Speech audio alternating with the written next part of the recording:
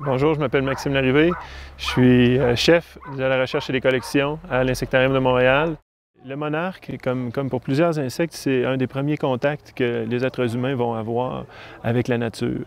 En plus, ce papillon-là est un emblème. Il est chargé d'une histoire complètement ahurissante par rapport à la migration qu'il fait, de penser qu'un petit animal de 4-5 grammes qui n'est jamais allé au Mexique, qui va partir du fin fond de l'Est du continent pour ensuite arriver en grande quantité dans des si petits endroits pour arriver à migrer. Et tout ça sans, comme pourraient le penser les humains, sans le savoir.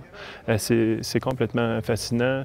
Il faut vraiment être capable d'évaluer le potentiel reproducteur de la zone où le monarque se reproduit. On sait qu'il s'alimente, les chenilles s'alimentent d'asclépiades, mais on n'est pas capable d'identifier à un niveau régional les endroits plus spécifiques où il va y avoir plus de succès de reproduction pour qu'on puisse, après ça, mieux les préserver ou les restaurer et essayer aussi de créer un réseau d'aires de reproduction du monarque au Canada, aux États-Unis, qui va favoriser par la suite la migration printanière et la migration automnale. Ça, c'est une des priorités.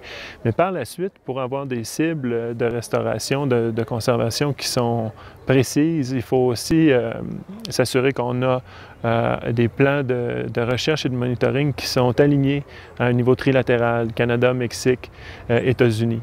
Une approche trinationale est essentielle dans ce cas-ci. On parle d'une espèce migratrice qui a des besoins qui sont différents selon si elle est en train de passer l'hiver au Mexique, d'hiverner, ensuite de se reproduire au Canada ou aux États-Unis, puis tout le long du corridor migratoire qui traverse les trois pays.